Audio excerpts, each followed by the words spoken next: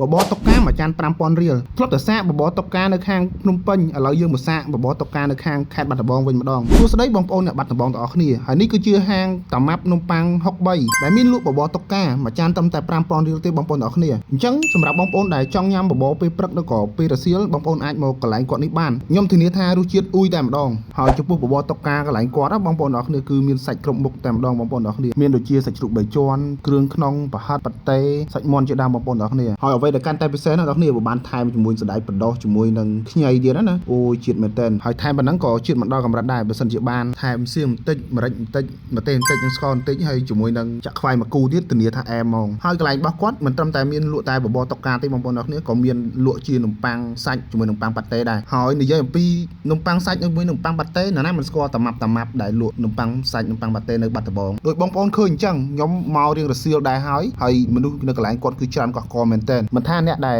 ញ៉ាំនៅកន្លែងឬក៏វិចខ្ចប់យកទៅផ្ទះទេគឺដូចបងប្អូនឃើញអញ្ចឹងបុគ្គលិកម្នាក់គឺមមាញឹកមែនតើញាប់ដៃញាប់ជើងមែនតើក្នុងការរៀបចំឬក៏បម្រើសេវាកម្មទៅលើអតិថិជនដែល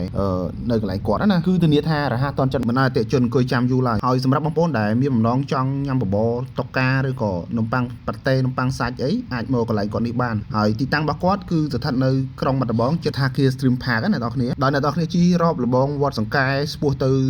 តាដបងកញ្ញុងហួសតែរបងវត្តសង្កែតែបន្តិចទៅដល់ស្ថាគា Stream Park អ្នកនរគ្នាហើយក៏ឃើញស្លាកមួយដែលដាក់ថាបបរតុកកាជាមួយនឹងនំប៉័ងតាម៉ាប់ណាអរគុណសម្រាប់ការតាមដានទស្សនា